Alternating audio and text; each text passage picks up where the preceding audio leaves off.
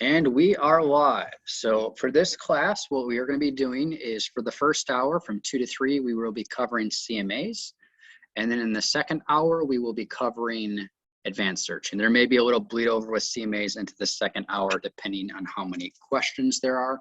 So CMAs, this is the hardest class, I think, to teach in FlexMLS. What I mean by that is people like to do CMAs different ways. They have different metrics. They like to use different processes. So what I really want you to take away from this hour is I'm going to show you how the software works. You know, how you plug stuff in, the process you go. Whether or not this is a good idea in your market, that is something that I'm not going to know. So I teach all over the US. So I'm going to kind of teach you what I've seen are best practices. But again, whether or not it's a good idea, that makes more sense to learn the product, learn the software, and then do a couple CMAs and run them by your broker and say, hey, does this make sense? Because again, I'm not a licensed realtor. I'm not a licensed appraiser. I can just show you how the software works. I've taught CMAs many, many times, but again, the ins and outs, the specifics on what might make sense, that's going to be a question for your broker. So that being said, what we're going to do is we're going to use a scenario here. So we have a client who purchased a house back in, like, say, 2015, 2016. They see that the market's quite hot. They're thinking about it's time to sell. They want to move to a different part of Florida, maybe to be closer to the grandkids. And so they want you to do a CMA for their property. So that's what we're going to do. So the first thing that I'm going to do is I am going to pull up the subject property. So I'm going to pull up and see if it's ever been in the MLS before. And it was sold like 5-6 years ago, so that's most likely the case. I'm going to go up to our quick launch bar, which we talked about in the last class. Type in 2552 Glassburn. Let me spell that correctly. Glassburn Circle. So this is my subject property. So I'm going to pull up my subject property. Now, there's a couple reasons I'm going to pull up my subject property first. I like to search for my comps first before I go into my CMA, as opposed to, say, typing in CMA and starting from the beginning. The reason I like to look for my comps first is I like to see if I can get comps as close as possible to my subject property. So that's one thing. But also, I like to look at the detail report, because to find my comps, I'm going to need to focus on certain fields here to narrow down my comps. So I pull up my subject property and I start from there. Now, the next thing that I do is I'm actually going to do a search for this property in a couple other sites. I'm going to do Zillow and Redfin, just because those are often the first search results that come back for your clients. What I mean by that is when they list a property, they're assuming they're going to get the Zillow price, the Zestimate. Sometimes that is the case. Other times it might be $20,000 or $30,000 more than what they'd actually get in the market. So what I like to do is I like to check out a couple different sites, that especially where my client would probably go to, and then see what the pricing is there, just to get an idea. Now, obviously the MLS data is going to be more accurate because it's the actual sales price, you know, that kind of thing. And or like some of the places where I've been training recently, the estimated prices are wrong just because there's having a lot of bidding wars. And so stuff is going, you know, quite a bit more, 105, 110% over the original list price. So, you know, the estimates on other sites aren't necessarily going to be correct because it's not factoring in the, you know, how the market's going. So let me just pull up Go, my favorite search engine. Now I'm just going to plug in the address for this property. So it is 2552 Glass. Again, I apologize for my typing. This is not my computer, so it's really hard. Glassburn Circle, Melbourne, Florida. And so the first two things that we see are Zillow and Redfin. I just want to get an idea of what my client thinks the price is going to be, because that's a lot of times, you know, when you're doing a CMA, this might be something that you're going to be challenged with, because you know that it might not be priced that high, and sometimes it actually is. So I'm going to go to Zillow, And I'm gonna write down that value. Okay, so Zill's estimate is 285,314. Now, having done CMAs in the last few months, sometimes this is way off comparing to Zillow. Sometimes it's spot on. So it really just comes down to the market. But again, I really want to see the price that my client is convinced, you know, because of the ads and, you know, what they know of doing searching, they assume that this is completely accurate. Not always the case. So gonna pull up Zillow, and then the next one is I'm gonna pull up Redfin. Now Redfin says 262. So a bit lower, but again, if we look at a price range, you know, they're both relatively in that price range. So a lot of times it's gonna come down to, you know, how hot the market is in a certain area. If the days on market are just 2 or 3, and you get some pricing wars going on, it's possible that they'll get more like a full value. But again, what we're doing now is we're prepping for a CMA. Now you can check other sites if you like Realtor.com. Sometimes Realtor.com is incredibly accurate, other times it's not. Again, I'm not using just one data point. I'm looking at multiple data points. And because you have IMAP, we just go into IMAP really quickly. I'm not really familiar with IMAP. It's not a product that I used, but I'm assuming there's going to be some sort of CMA product or something that you can do to do CMAs. If anyone knows about this, please plug it into the chat. Again, I use Monsoon Realist. I used other products. IMAP's just one I'm not very familiar with, so I can't really explain the CMA capabilities of it. But how I look at it is I like to, you know, you can do the CMA in FlexMLS, but especially if you're going to be dealing with some hesitancy from your client, having something you can put together with prices from 2 or 3 different products. Maria mentions RPR. RPR is a phenomenal product for CMAs, and you see that right here. Unfortunately, I can't demo it because it requires a NERDS number, which I no longer have. But RPR has all kinds of great stuff for CMAs and videos to watch. So that is just another product that you have access to. And RPR is a national member benefit. So, you know, FlexMLS isn't the only way to do a CMA. You have RPR, you also have, I believe it's called Flash CMA, which is something that, let me see, is it under the menu? Yep, there's another Flash CMA. So find out which one works best for you. Again, I'm just gonna show you the process, how it works. And then someone says view options side by side. I'm not quite sure. I don't want to get buried in details on this, but it sounds like you do have an option to do a CMA inside of IMAP. Oh, thank you, Kathy. Okay, so we just have some basic ideas. Now, Joanne says, I'd like to check the county record first. This is a very, very good point. Thank you, Joe. And what she means by that is when you have a listing, if you scroll down, there's a tax account number that's actually a clickable hyperlink. And this will bring you to the county record. So this county record is important to check because when people entering listings, they may put in incorrect information. So it's good to come here if you're looking for acreage for, let's see, you have bedrooms, bathrooms, you have square footage. So I'm going to write down the square footage 1669 because that is one thing that I'm going to use, the base area or the living square footage.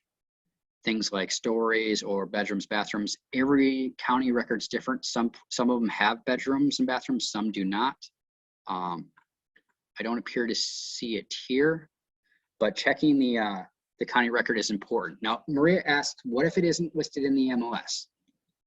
Then basically what you do is when you start a CMA, you have to enter in the subject property information, but you still should start at like the county tax record, start at a location to get information so you can write it down.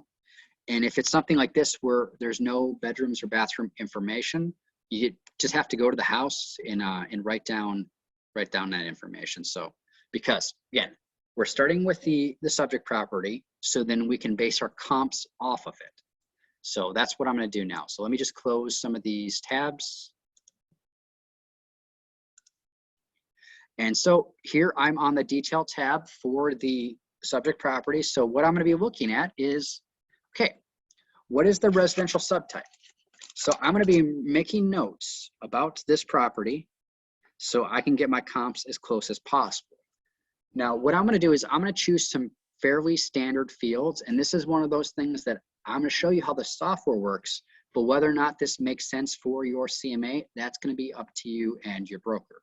But these are just the standard fields that I find are very common for CMA. So we're going to do single family detached.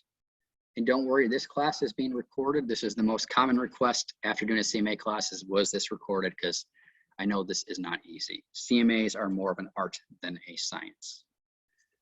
Now, the next thing I'm going to focus on is the number of bedrooms. So I'm going to write down 3 bedrooms.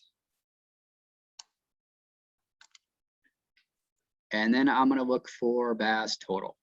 So we have total baths, 2. And then see, what else is important to me? I'm going to look for square footage living. So, and that 1669 is the exact same value that I saw on the tax record. Thankfully, Joan mentioned that, so I didn't forget to talk about it. But a lot of times when I teach this, I will see different numbers on square footage living, like across listings and then from the actual tax record. So it is important to go back to the tax records. Now, year built. I don't necessarily always filter on this, just because a lot of times in certain areas, everything is basically the same age, but it's always important to take a look at it, because sometimes when you do a CMA, when you look at your results and then you suddenly notice, hey, there's this weird increase on some of these properties. When you look at the year built, you see, oh, all of those have been, built in the last year or so. And then where my subject property and the other comps that I want to use are, 2003 or something. So keeping track of the year built is important. Okay, so what else am I going to search on? Just give me 1 second. I got my notes. So I'm going to do pool of no, just because the pool can definitely bring value, and I want to make sure that my comparables are the same as my subject property. And then I like to do garage spaces. So again, these are some pretty standard fields we use for using comps, but what makes sense for your CMA, that is going to be up to you. Okay, so I have my subject property. I've taken notes about my subject property. So what I'm going to do now is I am going to search for my comps. Now, what I like to do is I like to do a radius around a 1 mile radius around my subject property. And one way, because we have an MLS number. I showed you before how you can do a radius around an MLS number. Otherwise, if it wasn't in this system, I would type in the address instead. But we have the number, so 748466. Do a residential search. At 0.5 my residential, that was the custom one I created in the last class. Okay, so I got 3 results because those are all active, so I'm not going to worry about that. So what I'm going to do is I'm going to click on Edit Search right here. And I'm going to switch on my status of active. Now, this is one of those things that I want to show you how the software works, whether or not it's a good idea. There's a lot of people have different opinions on how many listings you need in a CMA. Some people are convinced 3 closed are all you need. I've had other people tell me you need 3 actives, 3 pendings, 3 closed. Some people tell me as many closed as you can get that are similar. So I'm going to use as many closed as possible, just because they're more data points. I like the process of a best fit line for getting a pricing estimate. So again, this comes down to your personal preference. So if I'm doing things different than what you're used to, again, I'm showing how the software works, not necessarily if it's the best idea on your market. So what I'm gonna do is I'm gonna click on closed. And remember, we talked about this in the last class. If you see these date ranges, You can click on the black arrow. It's a toggle from an absolute date range to a relative date range. I'm going to go back 3 months. Now, the market's pretty hot right now, so I feel comfortable with 3 months, but in a more normal market, most people will go back to 6 months. So frequently I'll do a CMA, realize, okay, I have too much data or not enough, and then I may come back and change the number of months. So what I'm going to do now is I'm just going to start plugging in those fields that I pulled off that detail report. And actually, let me just open up this listing into another screen, my subject property, just so I have it available. I always like to have it available if I want to refer to it. And you'll notice that I opened it up into a new tab. Let me show you that one more time. Went over to the right, open this up into a new tab so I don't lose the work that I'm doing. Okay, so let's start plugging stuff in. So residential subtype, I want to make sure I'm doing, apples to apples. So single family detached. And then we're not going to do a price because that's going to prejudice our results on assuming what the price is. We see that the price right here is $186,000. And then we checked a couple other sites. Looks like between 250 to 280 is what other sites are saying, but we're going to use actual live data and see what the CMA says. Okay, so now I don't need to do area because I already have a 1 mile radius around the property. So let's start plugging in bedrooms,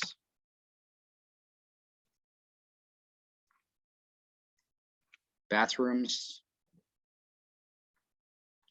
square footage. Okay, now square footage, this is where it gets interesting, and this is a lot of times comes down to personal preference. I like to go 20% below and 20% above. So to calculate that, we're just gonna use my browser, 1669 times 20. So it was 334.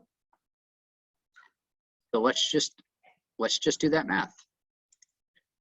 1669 minus 334 is 1335. So this is my lower band. And then we'll do 1669 plus 334, 203. Again, personal preference, some people will do 250 above, 250 below. It's just personal. Gary says, does anyone else have a spinning circle in the search results field? If you have a spinning circle here, your best bet is to click on a list or a detail tab, and it kind of like forces it to complete if it gets stuck, so that you will usually finish that. Okay, let me just make sure we have that again. So again, these are my bands.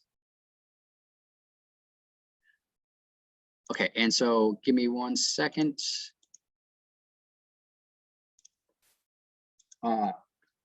Sister says, I can't get the 3 month status. Watch what I do on my screen. Is when we're on the status, there's these 2 black arrows, really small, but it's a toggle between an absolute date range and a relative date range. So if you're just seeing the dates, click on it. So then you can do 3 and then click on this. So you have 3 months or 6 months or whatever it is that you want to have. Okay, so we have 3 bedrooms, we have 2 baths. Now I'm gonna plug in my range. So my upper band and my lower band. So we're gonna do 1335, 2003. And then, okay, somebody asked, why did I divide by, or what did I times by 0.02? I times by 0.2, I times by 20%. I wanted to get the square footage is 1669. Pretty standard process is to go for your range of square footage, because obviously you can't use the same exact square footage. You need to get a range. So I did 1669 times 0.2 to see, okay, what is 20% of 1669? 334. So I minused it from 1669 and I added it to 1669 to get my range for square footage, because the 20% seems to be pretty standard. Now, this is another one of those things that, I've seen a lot of people do it one way and I've seen people do it another way. Some people tell me as long as you're within 20% of the square footage, you don't need to make adjustments on square feet. And then other people tell me they always make adjustments. I'm going to show you how to do adjustments on square feet because it's pretty easy and self-explanatory. But when it comes to bedrooms and bathrooms and other things, that's where an appraiser comes in. I have no idea how much like a bedroom or a bathroom would be worth in your market. So that's that, and that's where you get yourself into trouble, is when you just start making all these adjustments. And I've heard of realtors getting sued by clients because of how bad a CMA was. So I'm showing you the process, how it works. Jay, I'm not sure. It's possible that you're having problems with your Zoom if it's not loading, but give me 1 second.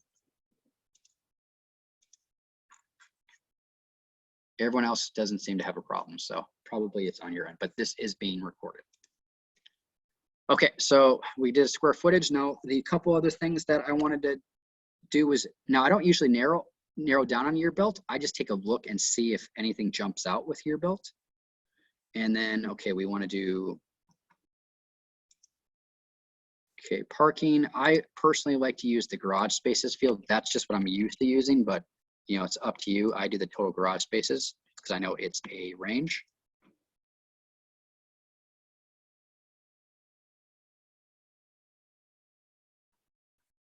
Okay, so we have sold 3 months back. We have bedrooms, we have bathrooms.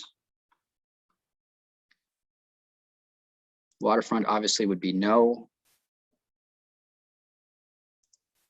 Let's see, what else? Maybe we'll do 2000, 2010. See what that gets us. 9, okay. I can always check go back to my subject property. That's again, this is why I like to keep it open. What is my year built on my subject property? 2005, so maybe I want to go 5 years below or 5 years above. Really comes down to how you want to do a CMA. Oh, the one other field I'm missing is pool. So you could use these pool private community. I'm just a big fan of this original field pool. No or yes, I'm gonna click no. Okay, now we're down to 6 results. So I'm gonna click on the list tab.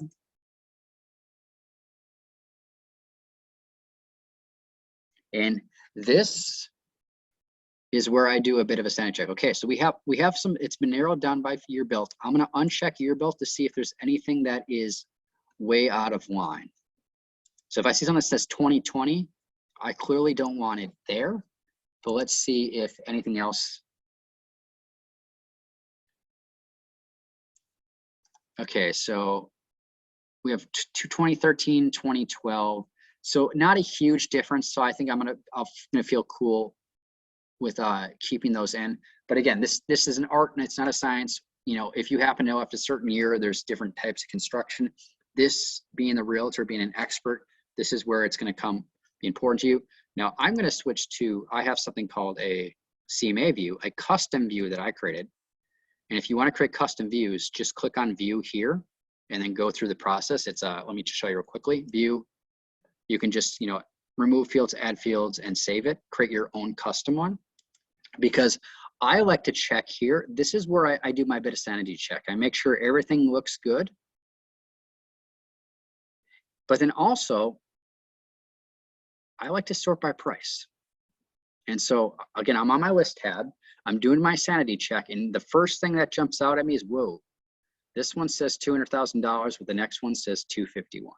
So during my sanity check, what I do is, so Joan, just to go through the tabs, you literally just click on the different tabs or the tabs up at the top, whichever one you want to do. So for the sanity check, what I'm going to do is I'm going to switch to the detail tab. Now, usually when you have a price like this, there's something wrong with the property, right? There's a huge difference. And so I'm going to go to the detail tab and I'm going to look for the remarks. So I'm reading through the remarks. Okay, here we go. This home needs a lot of cosmetics and repairs. That explains why it's $50,000 less than the next one. So I'm not going to keep this one in my comparables. I'm going to remove this one. So I'm going to go back to the list tab. And if you want to decide which one you're going to include, I'm going to check the box right here. So I've selected all of them and then unselect. So very frequently what I will see is I will see one that's priced low, one or two that's priced low. And, you know, you check their marks, it may say former smoker, or I've seen, you know, the cat smell is unbearable, stuff like that. And then you go up and you check the ones that are really high end and they're out of the range. And I look at the high end and, you know, completely new appliances, everything has been upgraded. So it's almost like a new construction. And then I see that it's, you know, $40,000 or $50,000 more. But sorting these things by price gives me a good idea of what we're looking at. And it's interesting because it is relatively around what we're seeing on those other sites. So that's a good thing for me.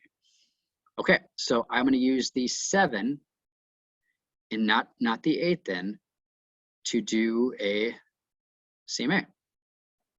So I'm going to go up to CMA right here. And I'm going to use selected, not all results, because again, after I've done my search, go back to add search. After I've done my search and put in my parameters, I have some results. I'm always going to jump to the list tab or the detail tab to do my sanity check. And again, the sanity check is going to be, okay, let's sort the price and see which ones jump out, which are the outliers. And usually, not always, but usually when you see an outlier, you can go into the detail report or even just look at photos. Take a look at photos. I'm not a realtor. I'm not an expert on that side of the business. So I'm not necessarily going to be able to look at the photos and tell, okay, why this is priced high or low, but you will. So we just decide which ones we want. And then we're going to go to CMA, use selected. Okay. So what we have is we have a full CMA, we have a quick CMA, and we have a statistical CMA. Let me just get my notes back up. So the difference between them is a full CMA has a subject property. That's what we're doing here. We have a client who wants to put their house on the market. They want us to price it. And then quick CMA, this is going to be no subject property. So it's just like comparing listings against themselves. Like what makes sense is if, you know, you're going to look at 4 houses on the weekend and you want like kind of like a cover sheet, you have like 4 different individual listing reports, but then you can also just like put them side by side as a cover sheet. So it's easier to reference. And then a statistical CMA, this is basically stats. You want to see some numbers. How I like to use this one is when I was an MLS director, one of my members came in and real people person, he was gonna do great in real estate, but he was new. And he worked at a really large brokerage where, you know, the experienced realtors were so busy, they'd let the new realtors work open houses for them. And so he's like, well, I want to get experience in front of people working open houses. He's like, I don't want to work the areas where there are no sales. So he's like, can I run stat report to see where the sales are happening? So then I can volunteer for those ones and actually get people coming in, practice with them. And I showed him how to use the portal, which we'll talk about more tomorrow, how to get people into your portal right away and then get potential clients because they may not be interested in that specific property. David asks, so these are being recorded. So you should have a video or a recording link tomorrow or today, depending on how quickly it gets done. But yeah, you can What? Jeff, Lindsay will be back in the office on Monday and she has to format it for YouTube. So they'll be up on YouTube sometime next week. Okay, thank you. You're welcome. So there is your answer. Okay, so we have full CMA, we have quick CMA, and we have statistical CMA. So the stats CMA is going to be just basic number crunching. Okay, so we're going to do the full CMA. Click on next step. And so this is where I plug in the name of my client. And then I can decide what business card I want and just plug in some basic information. Like here is a CMA for your house at 2552 Glassburn Circle. You know, whatever information you want to plug in, click on next step. So this, how we do CMAs is we basically just go from tab to tab. Now we're on the subject tab. So I want you to pay very close attention to this for two reasons. One, you can auto-populate the fields from the existing listing, which we have the number right here, if it's been in the MLS. Now, someone asked earlier, how do you do it for non-MLS listings? You have to physically fill out all this information. So either you get it from a tax record from IMAP, or you're at the actual property to take a look at it. So ideally what you do is to see if it's ever been in the MLS, just type in the address, even if it's old, even if it's like 15 years old, auto-populate it. And then if there's been any changes, like 12552 Glassburn, look at all the times it's been listed. You've been a member with FlexMLS for a long time, and whatever amount of data they brought in when you converted. So just find the most recent number if you can, and then use that number. So I'm gonna write that number down again, even though it says, you notice I have it in a separate tab right up here. So 748466. Because what I'm gonna do is I'm gonna take that number, click on auto populate fields, and plug that in, and make sure you're at Space Coast. Because you have a data share with other boards, you may have numbers that are competing. Click on submit. Okay, so here's the photo. I could always upload a new photo if they've made some changes, or if any of this information is incorrect, you can always change it. So if there was an actual another bedroom, you could change that out. Now, that wasn't the case here, but you can do whatever you want there. Now, I see something called a default template. I'm not sure what yours is called. This probably just says no custom fields. But the two things you can do here, one is auto populate from existing listing if you have it. Otherwise, you're just going to fill out this information manually. The next thing you can do though is create a template. So what I can do is I can remove fields that I'm not interested in.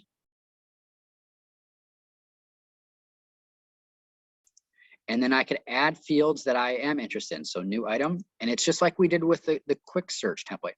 Remove stuff you don't use, and then you can add things that you do use and save it so it's there the next time. So we'll add a condo sub, condo name, just, you know, entering in a few other things just to show you how this works. Furnished. Okay, so we've added a few more things, and I'm gonna save the template. So I remove the fields I do not want, and then I add fields I do want. So I'm gonna save and replace template. And this template is going to be my new CMA template. And I'm gonna make this a default if I'd like, and then click on Save Template. So now this template is always going to be available as my default. Now I have a couple fields where there's blank because I auto-populated before. So I'll just auto-populate again, but the next time I would do a CMA, I would only have to auto-populate one time. And sometimes there's just no information in the data, especially if you're doing a CMA for a subject property that's like, say, older, 5, 10 years old. There may not have been a field that was available at that point, or it wasn't in when you inputted the listing. So if you have the information, you can just manually type it in. But again, if you're missing data, a lot of times it's because, you know, maybe the field's not required, or again, there's just, that field did not exist 5 years or 10 years ago. And so there's no data there. Garrett asks,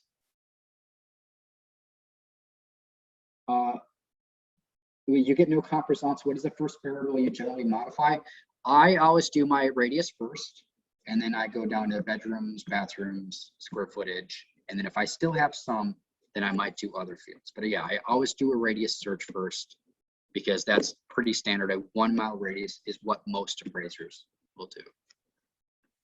So yeah, just up the top, 1 mile from, plug in the MLS number or plug in the address and then go from there. And then, you know, click on edit search and then put in your other parameters. Yeah, if you're not getting results, go step by step and then see. And if you go step by step, then you get to see if there's any. Now, if there's nothing within a 1 mile radius, if you're doing like a land search or you're just in the middle of nowhere, then you may have to use other parameters. But that's going to be okay. That's going to be a specific question for your broker. What do they do in that scenario? Because I'm not going to know what makes sense when you're dealing with rural properties, like what is going to be the closest, because I don't know the market here. Now, there may be another rural area that's very similar where others are not at all. So that's going to be, you know, this is a software, how it works. You know, is this a good idea? That's going to be more of a question for your broker. I wish it could be more helpful, but the CMAs they're hard enough as it is with the software part, but the specifics on what makes sense is really, it's just market specific. Okay, I'm going to click on next step. Now we see our comps. Now, a lot of times people will start a CMA and then they don't have any comps because they just, you know, they just click on type in CMA and start it from here.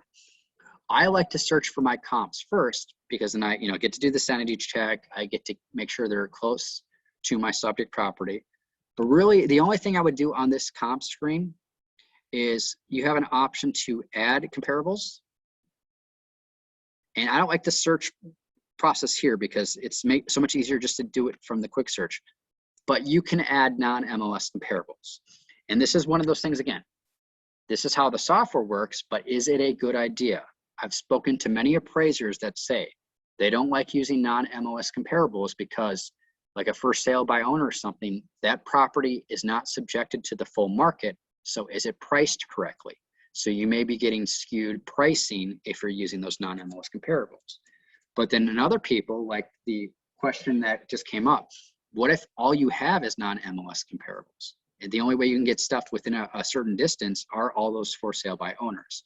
So that's going to be a good question for your broker and say, hey, how do you normally do this when, you know, the CMA I'm chosen here is I try to make it as easy as possible so you understand the process, because we know CMAs are not normally this easy. It's, you know, sometimes you get lucky, sometimes, you know, it's not anything like you want to see. So, but this non-MLS comparables, that's one of those things that based on your market, I don't know what you do here.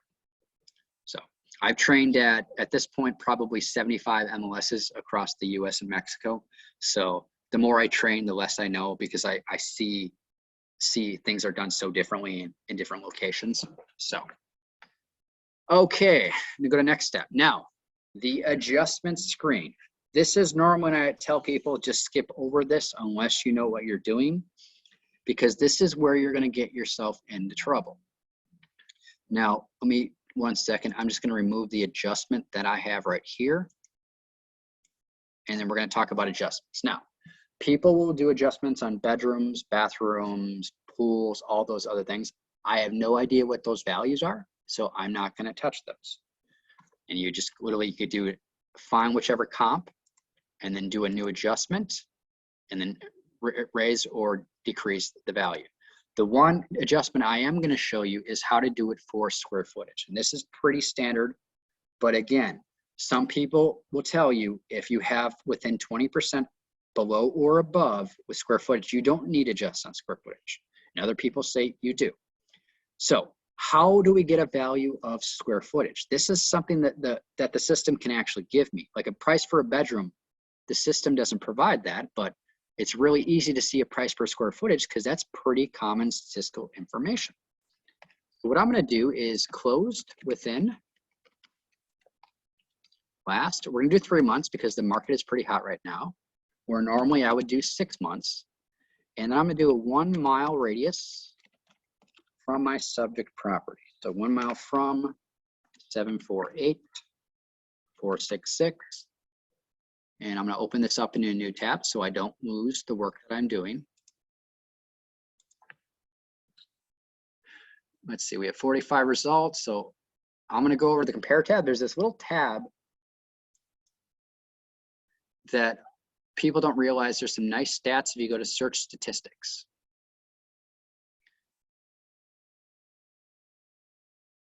And the thing I like about the search statistics is, one, I like to see what the median sold to original list price ratios is. We see 100% and we see days on market for medium 3. So what this is telling me is, in this area, people are getting what they're asking for, and they're getting it very, very quickly.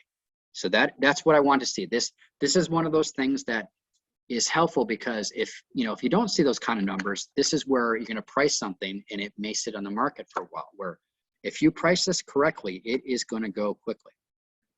So what I'm looking for is that value of 161. I like to use the median, maybe you prefer average, but what I'm going to do is I'm going to write down that number, 161. And then what I'm going to do is I'm going to calculate. I'm not going to take the full value when I do adjustments. And again, I'm going to show you how the software works, whether or not it's a good idea. I find most appraisers won't adjust in the full square footage. I find it's pretty standard that they'll use 35% of the value. Where that came from, I don't know, but that's where I've seen across the country. But again, this is going to be one of those things, talk to your broker. The explanation I've always gotten on this is, if you adjust for the full value of the square footage, it ends up skewing your prices, meaning being, if you get your comps as close as possible to your subject property. So we have the same number of bedrooms, we have the same number of bathrooms, we have the same number of garage spaces, it's in the same location, square footage is close, like, all this stuff is is basically the same. So if you adjust the full value, you're basically saying, okay, one house is larger than the other. All the rooms are slightly larger, but with the full value, you might see a $40,000 difference if you adjust on the full value. Is a house that's slightly larger with all the same stuff really worth $40,000 or $50,000? I mean, especially in these higher end properties where we're talking $200, $300 for price per square foot. I don't know that it is. And so I find that the 35% seems to be pretty standard. But again, I can't tell you how to do a CMA. I'm going to show you how the software works. So let me get a value. So we're going to take that 161. Now I'm going to times it by 35%. And so we have a value of 5635. So I'm just going to write, I'll just use round down and take 56. So that number of 56, I'm going to plug into my CMA. So I'm going to go back to my CMA, the original tab, and I'm going to go to edit adjustment list. And so we're going to click on add new.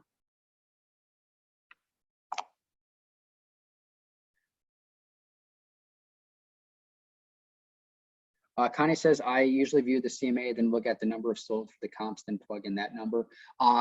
Yeah, if you go to the next tab, the summary tab, it'll probably be a very similar number. I personally, it's stats. I like to use, if I can get 45 results versus 6, it's going to be probably a more accurate number, but we're talking a couple of dollars difference maybe. And then when you're taking a third of that value, it's going to change very little. But yeah, I'll show you what I mean in just a second, how Connie does it. So we're going to do residential. We're going to do the square foot living, not the total. And then I'm going to plug in 56. So I found a value of 161. I took 35% of that, and that gave us $56. So what this is going to do and how adjustments work is, let me click on square foot living. Our subject property has 1669. This on Belmont has 1650. It has less square footage.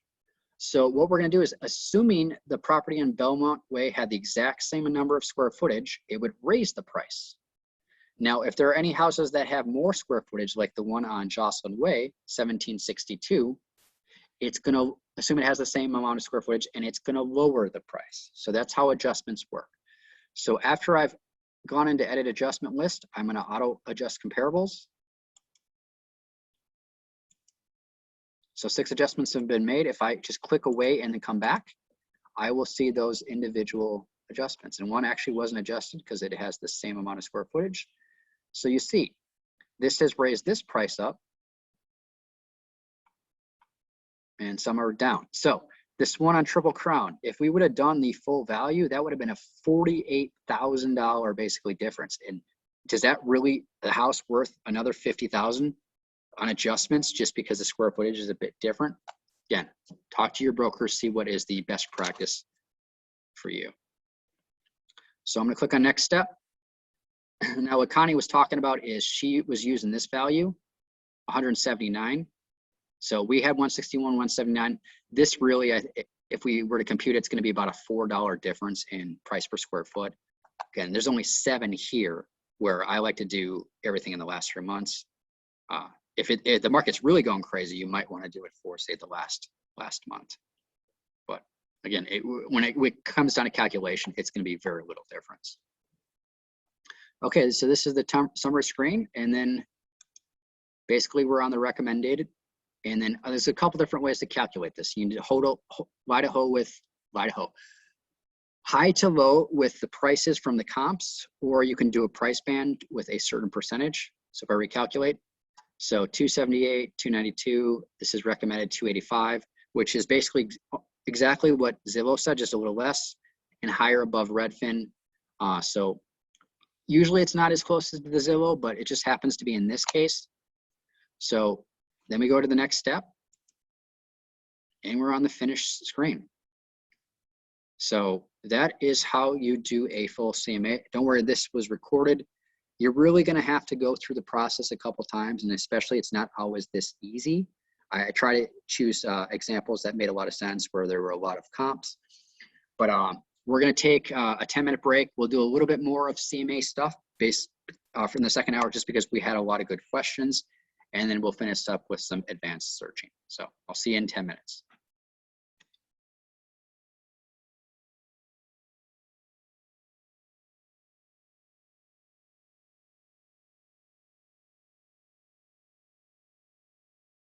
So what we're gonna do is, now we're recording again. What we're gonna do is we're just gonna finish out the CMA. I'm gonna show you the other CMAs really briefly, and then we'll do a little bit more advanced searching, and that should get us to the end of the hour. So on the finished screen, basically what I do here is I decide what I want to see on this screen, on my CMA, by clicking or unclicking things. So usually what I'll do is I'll click on View, take a look at it, what it's provided to me. And then there might be, you know, usually the CMAs, they're just too long. There's so much information that really the key things is you want to see the subject property. You want to see the comparables side by side, which we see. I'm personally a big fan of the price analysis, these graphs, just whatever you want. You know, I don't need to see adjustments for every property. So what I'll do is I'll look at it, decide what I want. Let me just clear a couple tabs.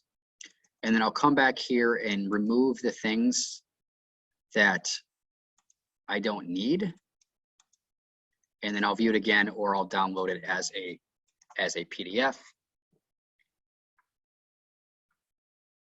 And so that is how you do a FlexMLS CMA. Again, how you're gonna learn how to do CMAs is do it a couple times by yourself, figure out a process, and then once you get the results, talk to your broker and say, hey, this is how it makes sense to me. How do you do it? Or if, you know, upfront, if they're allowing you to work with them, see how they do CMA and then work alongside. But CMAs are the hardest thing to teach in the system, or really just in the industry. CMAs are really difficult. So it's just a lot of practice.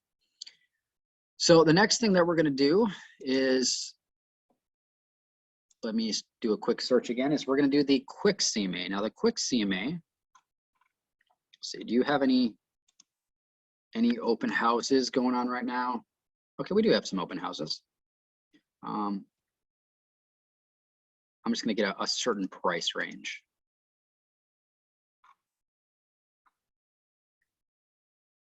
Okay, so let's just do, I'm gonna do these 4. So what I'm doing is, in this scenario, we have a client, they have between, like, say, about $390 to $470 to spend on a house. They have no idea what they want. They just want to take a look at some listings and see what their money can get them. So I have selected 4 things. So I'm going to go up to CMA. I'm going to use selected results. So the quick CMA is basically comparing listings against themselves. So I'm going to go to quick CMA. There is no subject property. We're not trying to put a house in market. We just want what's basically, I look at as a cover sheet. Now, I know, like, having looked at apartments and stuff with a realtor, after you've seen the 4th or 5th one, you can't remember which one is which. So a quick CMA is a really cool thing because you can do a quick CMA. We're going to click on next step. I'm going to do a cover page, and I'm just going to remove this side by side, this statistical summary. All I need is this cover page, side by side comparison for all listings, and then I also do want to do a listing report. So the side by side is basically the cover page, and then I do have the full reports after to look at. So what I mean by that is, look what happens when I click on view. I have the listing side by side, but also all this great data. So it's going to use your default template when you do this, because a quick CMA basically starts at the finish. It's already filled out some basic stuff.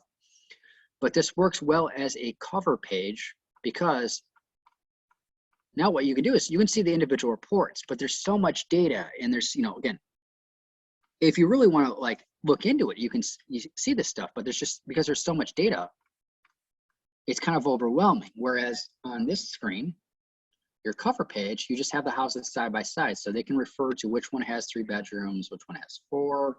It's basically just a cover page.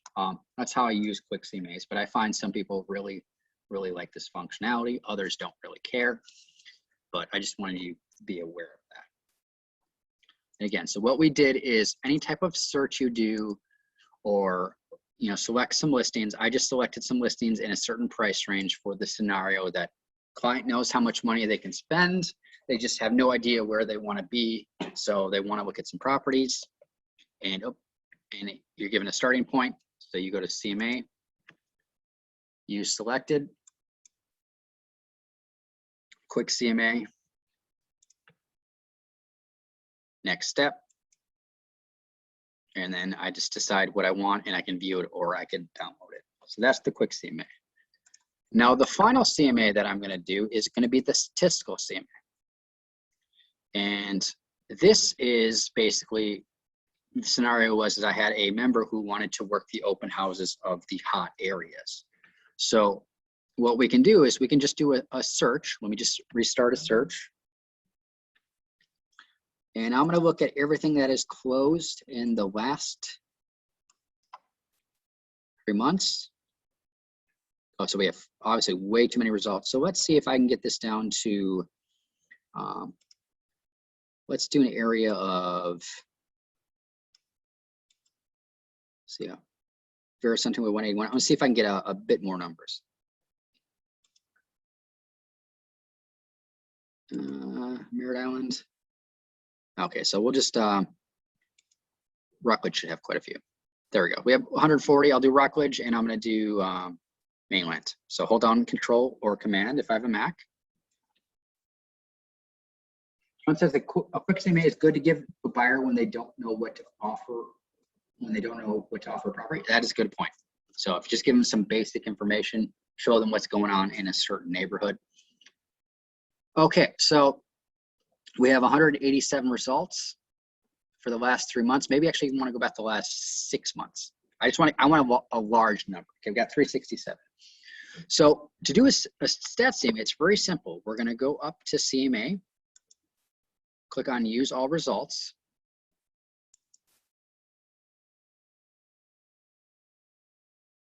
And if you have more than 150, it's automatically going to default to the statistical CMA.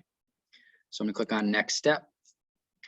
If you're curious about how appraisers do the Fannie Mae 1004MC, this is where they do it. But what we're going to focus on here is just going to the median calculation. And this is the key thing. This is where people get confused on the value of the statistical CMA. It's in this drop down. Now, we don't want to sort by status because that doesn't really tell us anything. So what we want to do, though, is we want to look at the different fields we can sort on. So we could sort on total baths. We could sort on bedrooms. So if you're curious on what a 2-bedroom versus a 3-bedroom versus a 4-bedroom is going for in those areas, we do bedrooms and click on View.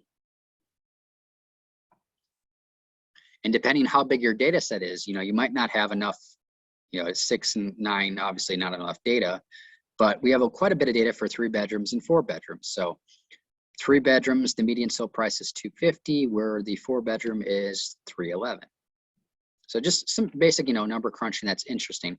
But the value I really like this is when we break this down by subdivision condo name. And so you can really get to see where the sales are occurring. So I'm gonna click on View.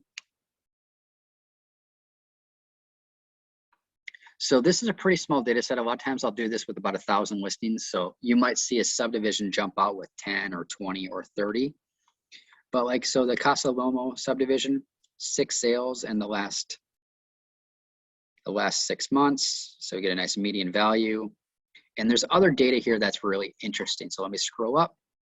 The sale to list price ratio. Obviously that's important. Lets people know, are they getting what they're asking for? We have a median value for square footage often. We have a sold price per square foot, days on market, and if available, I always like the median values just because the averages may be, maybe a huge difference. And then cumulative days on market. So if it's been listed for multiple agents. So this is the report that Greg, that my member at the board I was at, this is the report that he would run on a monthly basis. He'd see the locations where there's a lot of sales, and this was obviously before COVID hit. And then he'd volunteer to work those open houses in those hot areas. He'd see something that had 10 or 15 sales, and he's like, okay, people are buying stuff in this area. Let me work some open houses. But it's stats. It's just basic number crunching. Flex is able to provide you some stuff. So rather interesting. Now, so you can do a statistical CMA, or I mentioned while we were doing in the CMA the first hour, there is this compare tab that a lot of people don't realize is here. So whenever you have some results, it'll show you your current listing. So whatever is yellow is your current listing, and then it's going to show you average, median, low, high. So very similar stats. But then these search statistics really do break it down by, ratios, days on market. And again, this is why I like the median versus the averages, because you can have a huge discrepancy because you have some properties that are just been on the market forever. You have clients who refuse to drop the price, so it can really skew the results. And we'll be talking about the market summary report in the contact management and stats class tomorrow. That's really your kind of standard report for stats with FlexMLS. Okay, so we got about 40 more minutes. I want to show you some more advanced searching, some things I didn't cover in the intro class this morning. So a couple of things that we talked about in the intro class was an Mls number search. If I type in an Mls number, let me pull up my original example. If I type in 903522, you can pull up one Mls number here, but if you type in 903521, it doesn't know what you're doing. So if you have multiple Mls numbers, type in the word MLS, and you're looking for Mls number search. Now you'll notice there's 2 ones. You have one called MLS search under quick searches. That's just what you've named something. But this is functionality, a menu item called Mls number search. So I click on that, and I'm gonna plug in, let's say I have 3 Mls numbers. So 903522,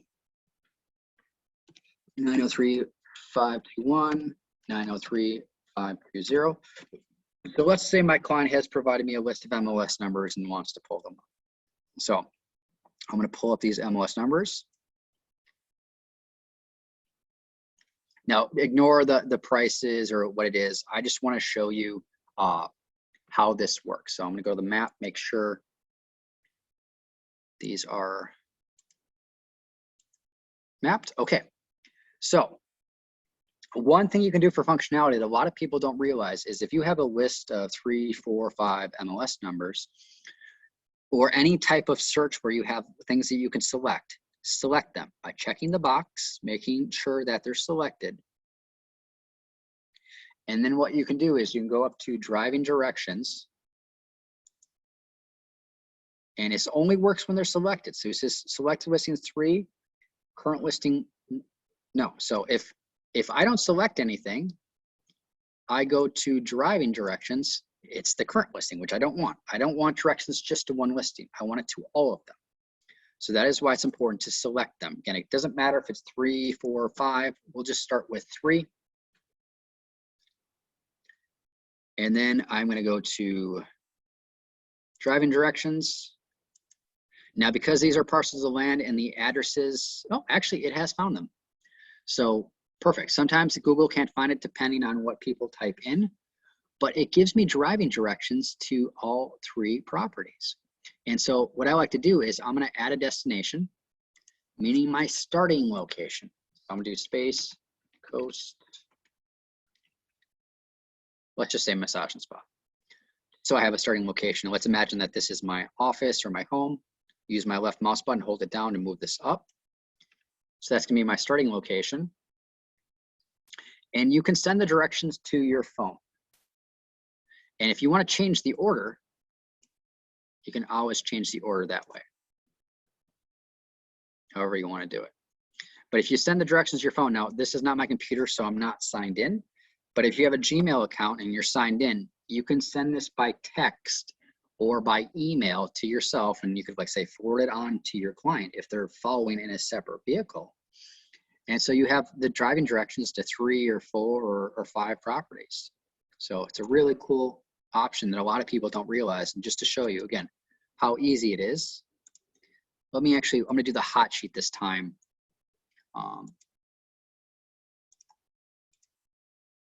Just so we have stuff that's not necessarily land.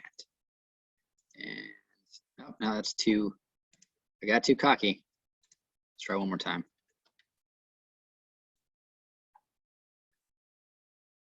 Nope, okay, let me just do a hot sheet with not breaking it down.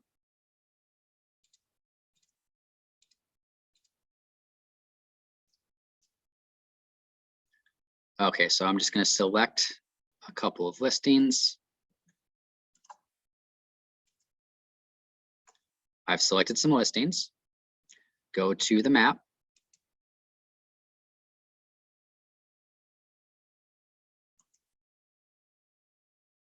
Go to driving directions. So again, it doesn't have to be an MLS number search. It can be any type of search as long as you select some listings. We're gonna view in Google Maps. Here we go.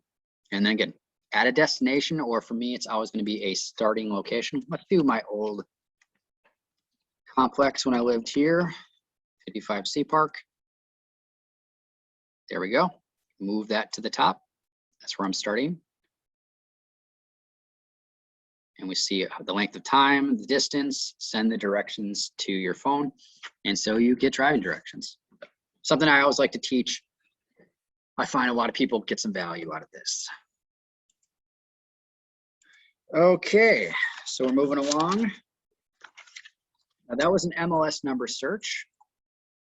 Let me do a quick search again. I mentioned this briefly in the intro class, but I didn't really walk you through how it works. You do have a red push pin right here, which allows you to locate an address. So what's cool about this is if it's never been in the MLS before, you can just plug in this address. Now, 55 C Park I know has been in obviously many times. Just to show you how it works, you're gonna plug in your address.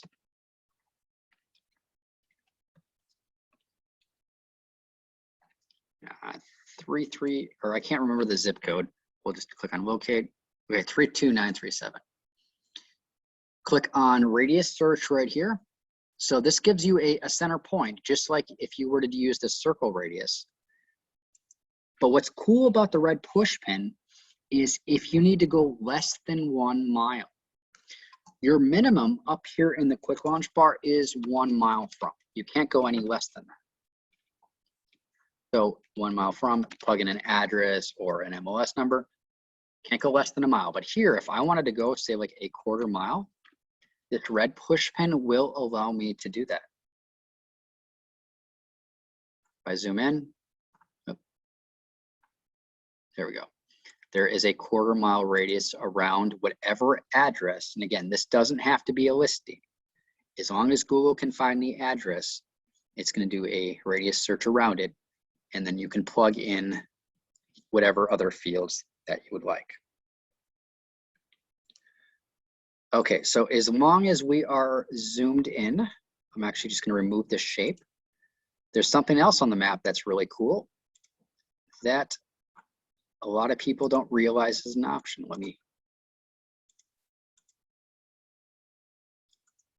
Usually you can remove that pin. I'm not sure what's going on. Okay, so I'm going to zoom in until I see parcels. Now, when I see parcels, there's some really cool things you can do with this eye. This eye is called a nosy neighbor. Now, I've mentioned before, watch your mouse behavior, read your hover text, because there's so much functionality you may miss if you don't just start clicking on stuff. So we're gonna do the eye with the nosy neighbor, and if I click on any of these parcels, I can see information. I can go into the RPR. Let's try a different one. There we go. So if it's ever been listed, you can go to IMAC tax info or do RPR, and it actually will show you listing activity. So I'm gonna go to IMAC tax info.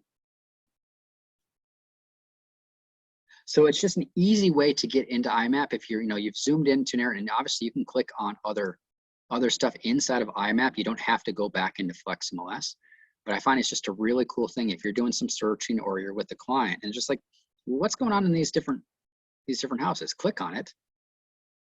You could obviously do like an address search or something, but I find this really is easy. Again, IMAP tax info.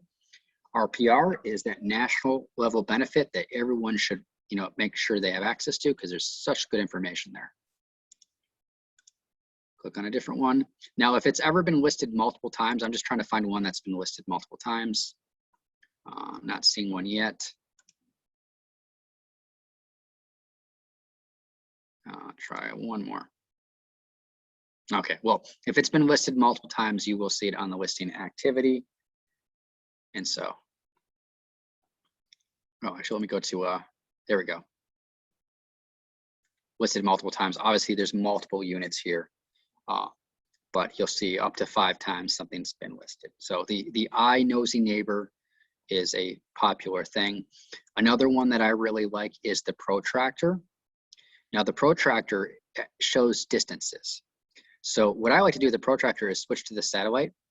And if you have someone who wants to buy a house on a lake or on the ocean, you want to see how much water frontage they have, you can calculate it by using the Protractor. So you click once to start it, click again, and every time you click, it's going to give you a point. So if you want to stop, just double click and you're done. Or you want to see how far, as a crow flies, how far something is from the ocean. This eye, this Protractor will allow you to do that. Any questions so far? I know I'm going pretty fast on the advanced searching stuff, but this is being recorded, and I don't think any of this stuff is too difficult as opposed to, say, the CMA stuff. Okay.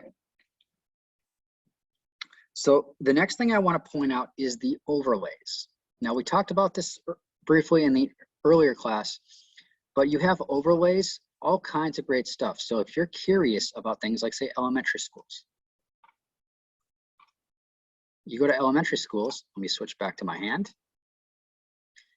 It'll actually show you, based on a location, what school that would be. Now, this is where Rob is just awesome, because this is so rare to have such good data like this. Yeah, but it's going to tell you all the different elementary schools. Or let's remove elementary schools. I'm going to uncheck that. And let's go to middle schools, or we'll do high schools.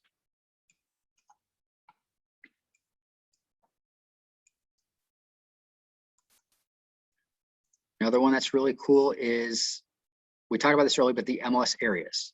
And what we, usually you're gonna only do one at a time because a lot of times the colors will get mixed up.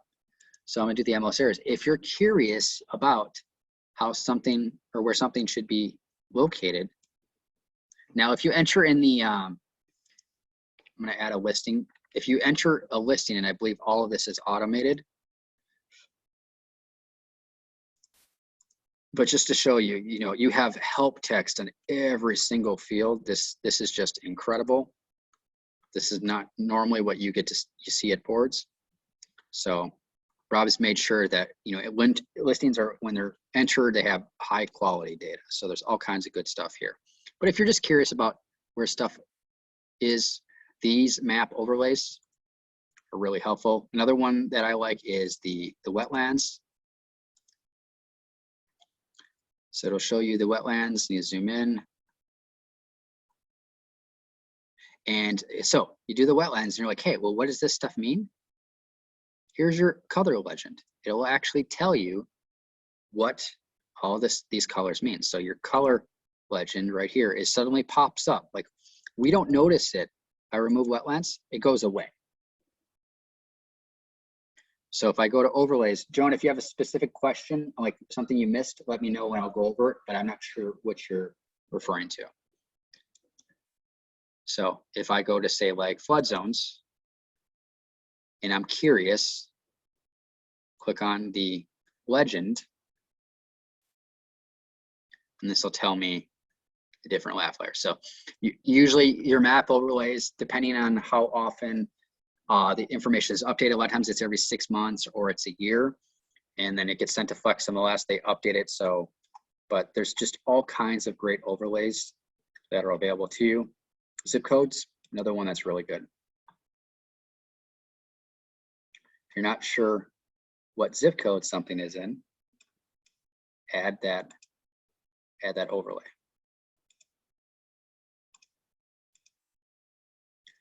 Okay, so in the first class this morning, I showed you how to draw map shapes, and I'm gonna do one more map shape, but then we're gonna get a little more advanced on editing those map shapes. So I'm gonna come over here, and I'm gonna draw a shape over here. And when I click on the freeform polygon, every time I click, it gives me a point.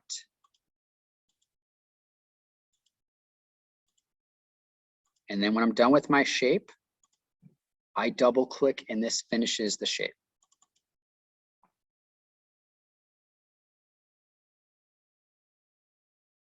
And so I've drawn this shape. Now I can use this as a one-time thing, or I can save it and use it in the future. So I'm gonna save this shape. And so I'm gonna click on polygon, click on edit, and we're gonna give it a name. So that last shape that I made in the first class was called the palm. I'm just gonna call this the palm east. Again, I'm completely making up names here. I want you to think of your shapes geographically or thematically. What is this? Are these neighborhoods? Are these waterfront? Are these beachfront? And so I'm gonna call it the Palm Bay East. And I'm gonna save it to a map overlay.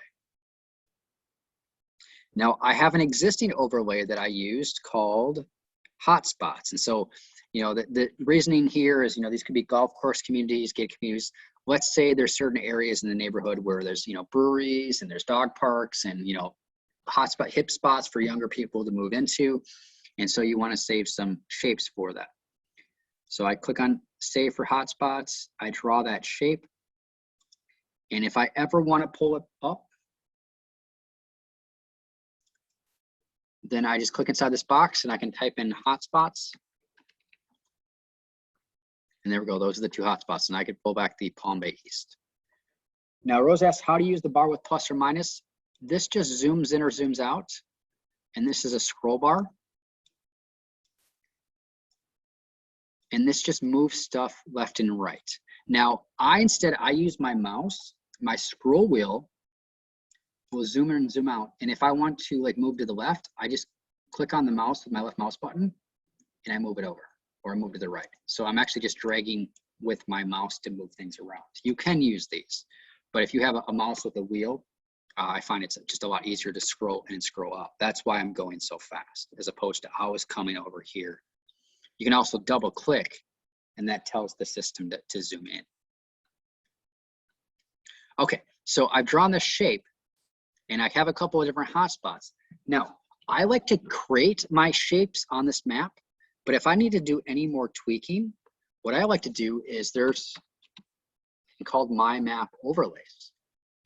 So if I go to My Map, this will actually show all of the overlays that I have. And so a lot of these, like if they say inherited, this was provided at the board level, inherited, whereas something like Coquina Ridge, this is something I created. Now there's a couple cool things to pay attention to here. I did something called hotspots. I have two shapes and public access, no, it's fine. Inheritable says no. I can give to someone. So if you have someone in your office that's really tech savvy and wants to draw some shapes that, you know, the areas aren't specific enough for you and you want to get a little more fancy, you can always create shapes like those waterfront properties, those gated communities, whatever, and then give to someone, and you can actually give it to another person.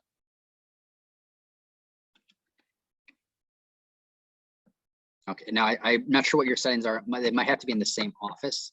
That's usually what the setting is. That's why I can't give it to Rob, is I'm gonna test account. But yeah, just type in the name, and then you can give it to that other person. So then they get those shapes. But what I wanna do here is I wanna go into hotspots and click on edit. And so I have these two shapes. Now, this one right here, let's imagine kind of completely arbitrary. This is now a new development, and I want to add it to the Palm Bay East. So I'm going to click on this, and just like I would do on the screen when I add it, but what's nice about this screen is this, you have a lot more space to work with on here. So I like to come to My Map Overlays to work from this screen instead. So I'm going to click on it, click on edit. I can edit the shape, and when I edit the shape, I'll notice all these little orange circles. These allow me to move them out. And every time I get a, you know, I can move it out as much as I like. And so this is now a new development that I want to have in this shape. And then I can click on save. Now this makes a lot of sense if you're using map shapes for things like phases. What I mean by that is let's have something called Bombay Estates. Completely making it up. And there's 4 phases. And so the first 3 phases were by one developer, and it's really great construction. And then the 4th phase is crappy construction. Well, you don't have a field to search on called avoid crappy construction. But what you could do is you could draw a map shape around those first 3 phases and then save that and call, you know, best part of Bombay Estates. And then maybe, you know, you've saved that shape. And then so the fifth phase is another phase that has some really good construction. So you want to expand your original shape to include phase 1, 2, 3, not 4, but 5. So you can really get as specific as you'd like with these map shapes. So I'm going to save that one, save it under the overlays. It's fine. And then let's do this one right here. I'm going to bring this one down over to Sinesta Walk. So click on it, click edit. I want to edit my shape. And no, let's just move this down.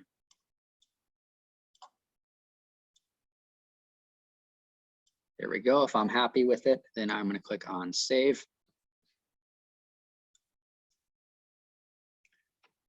Save it under hotspots. But again, gated communities, waterfront properties. Let me pull up another one that I've done in previous classes.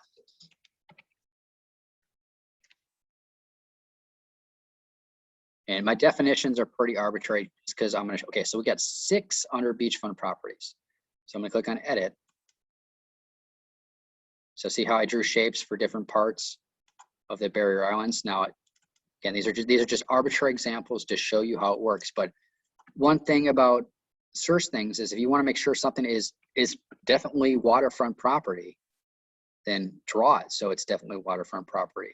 And, you know, if you don't have the proper field, like east of certain highway or west, and yeah, so I draw stuff that is clearly going to be waterfront properties. And, you know, I've made up a lot of this stuff, but just to show you, you've drawn some shapes. And if you need to edit a shape, click on it and then go to edit, and you can, you know, increase the shape or make it smaller, however it is that you want to do. Okay, another one, I think I'm gonna be done with the map now. Another one that's really important, and I was talking to Rob about this during one of the breaks, is if you type in an address, like say 2552 Glassburn. Now we see just like West Melbourne options, but he was telling me that some people, what they'll do is they'll type in an address, and because you have a data share with Northeast, Jacksonville, and you have a data share with Daytona, the results that come back in the quick launch are the ones with the most recent status change. They're not always necessarily Space Coast listings.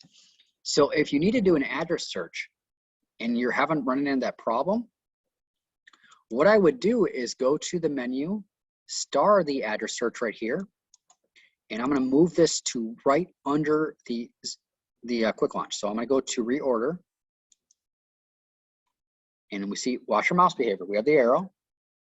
We get a 4 directionals. I'm going to move this up to the top and click on save. So now this is the first thing. So if I'm having a problem finding what I want, those address searches, just click on this and then plug it in. So I'm going to do C Park just because really easy example. You can plug that in. So, you know, if you need to find something, the address search works well. I like to use the address search more for, say, like some detective work. Let's say, you know, you're answering the phones at your office and someone says, I'm interested in that blue house in Satellite Beach. And well, you can't type in blue house in Satellite Beach, but I know you get calls like that. So you ask the person, hey, you have to know where it's located. Like, I think it's on the 200 block. So I'm gonna type in 200, 299. And they say it's on Oak something. Well, your street name is Contains. So if I type in the word oak, it's smiling oak, oak leaf, oak wood, it's going to come back with that option. And if I go down to show more, it's defaulted to Space Coast, but it has a status. So you see, they say there's a blue house with, you know, a sign says it's for sale. I could do like, you know, actives, do the other active statuses, and then I could run a search. And if it comes back with any results, now obviously it doesn't come back for this, I could take a look at those results and look at the list and, hey, do I see a blue house? Send it to them and say, hey, is this the house that you're talking about? So you get to do a bit of detective work. But the other example is if you have a client that has a listing like, say, in 55 C Park, the condo complex. If they want to put their house on the market and they want to see all the units that have sold in C Park in the, like, say, the last 6 months, to do that kind of search, it makes a lot more sense than the address search. So we're just going to put a house number, 55 to 55, type in C Park, and then I'm going to go down. Now this is probably going to be a unique name, so I'm not going to do city or state, but I'm going to do closed. And then let's do the last 6 months. So as April, we'll do 10/1/2020. So basically the last 6 months, do a search. Now I could get rid of those property types, but I know it's just going to be residential. Save myself some time. And so then these are the last ones that have sold in the last 6 months. And so I could take a look at these properties. Now it just shows me these prices have gone up like crazy, because I think my old place back when it was sold was like for 60,000, and that was not too long ago. So if you need to do a bit of detective work, or you need to get all the units in a certain location, this address search is a great thing. But it also, again, someone says they saw a property, they want you to pull it up, you're getting frustrated with this quick launch, just add the address search right here, plug it in, it takes you just a little bit longer, and then you can pull that up. Any questions before we continue?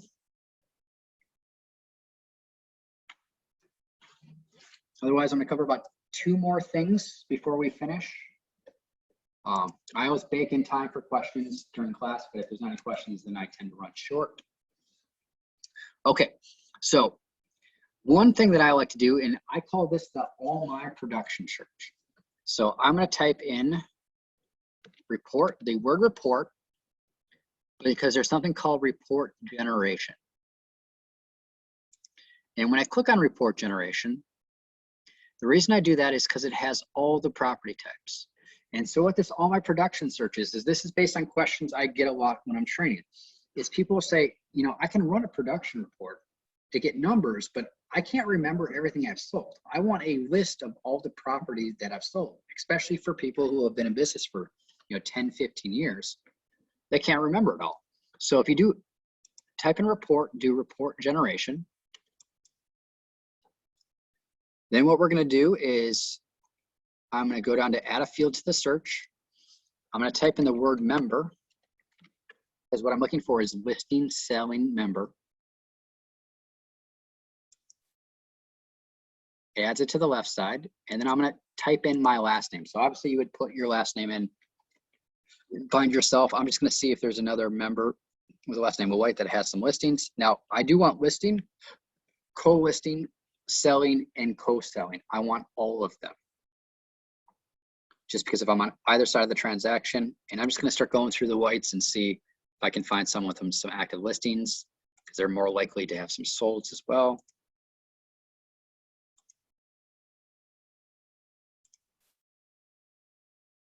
Or maybe, okay, then I'll just switch to the status of closed. So watch what I do here. Pay very close attention. I'm going to switch to closed, and I'm going to uncheck the date. I don't want a date range. I want to see everything that I've ever sold. So I'm going to uncheck that. And so now, okay, thankfully we have 40 results. So what we're doing here is we're basically doing a search looking for ourselves. So make sure you're highlighted here. You see your name right here, and then do a close listings, but with no dates. Because then if I do a date range, it's only going to give me 2. If I uncheck that, I have 40. So if I go to the list tab, these are the 40 listings that if I was James White that I've sold. So what's cool about this is a search that you can save, and every time you sell something, it's going to update. So what I do is I go up to save search, and I call this all my production. And I'm going to mark it as a favorite because this isn't something necessarily for a client. This is something I want to keep track of. So there's 40 right now. Whereas if I sold something tomorrow, it'd go up to 41. It's going to be a running tally. So I'm going to click on save. And I can pull this search up at any time. A search is a name of something.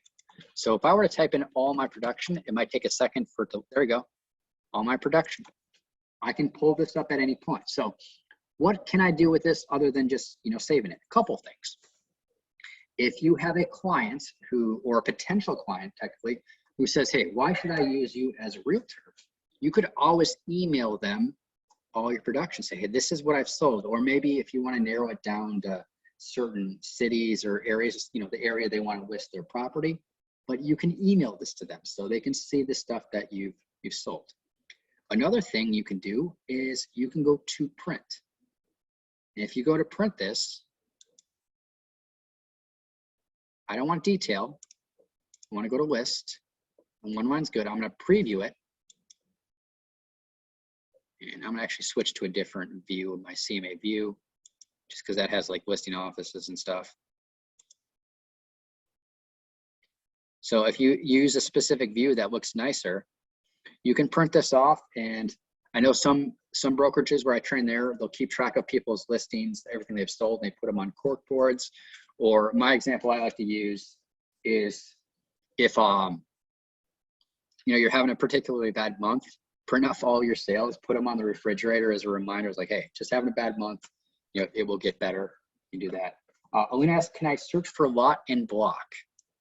So if you want to search for something and you're not sure what it's called, go into a search,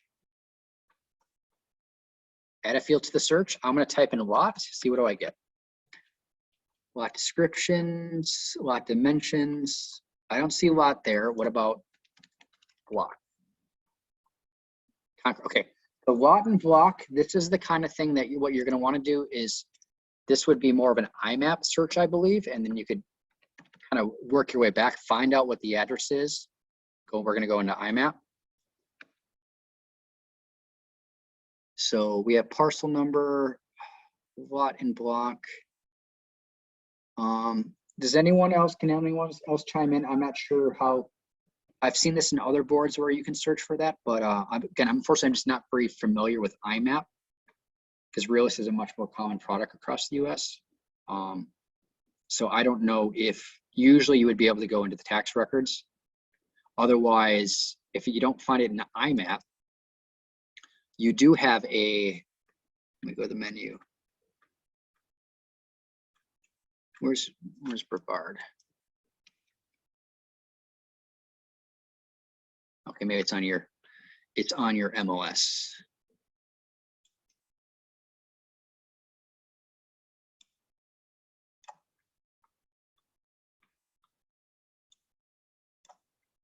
I'm not sure where if there's a link here. Otherwise, you could just go to Brevard, bcpao.org, I think.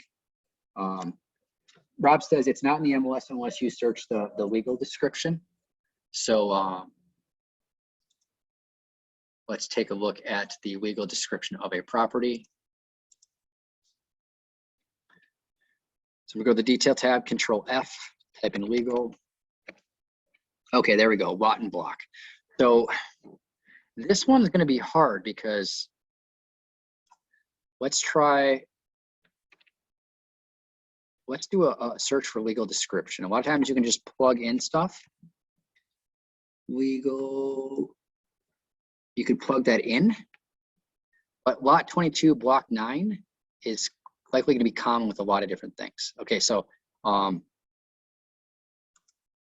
nope, that doesn't, depends if it's like a begins with or contains. It looks like your legal description field is a begins with, so that's not going to work there. So yeah, if you do the legal description on another site, you might have better luck. It comes down to how you're set up. Rob, is there anything else that you can think of that would work here?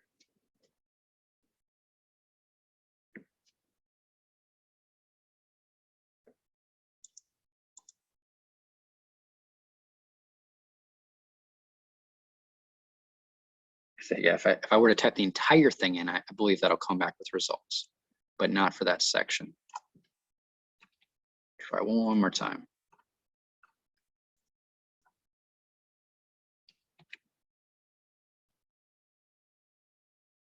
Yeah, so if I were to type in the entire thing, it will come back with result. Yeah, so it looks like there's not really anything else you could do there. So if you did get the whole legal description from another site and plugged it in, it ideally will work. Okay, any other questions?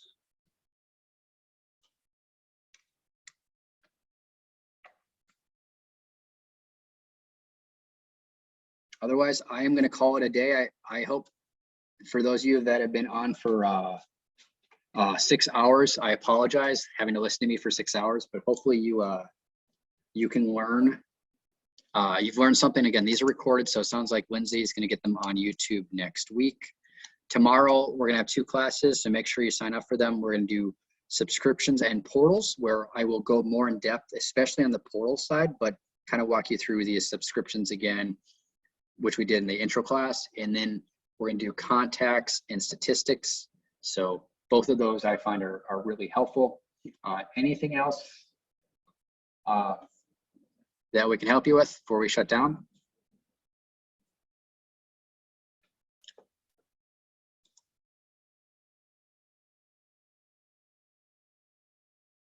Okay, Alina, if you have a specific question about entering listings, you can send an email or talk to Rob. Otherwise, you could, I'm not necessarily gonna know how you specifically do it, but you could always email me and maybe I might know. Because if it's specific to your board, I might not have the specifics. But mlsroadschool@gmail.com and we'll get it figured out for you. Otherwise, I wanna thank you for joining us.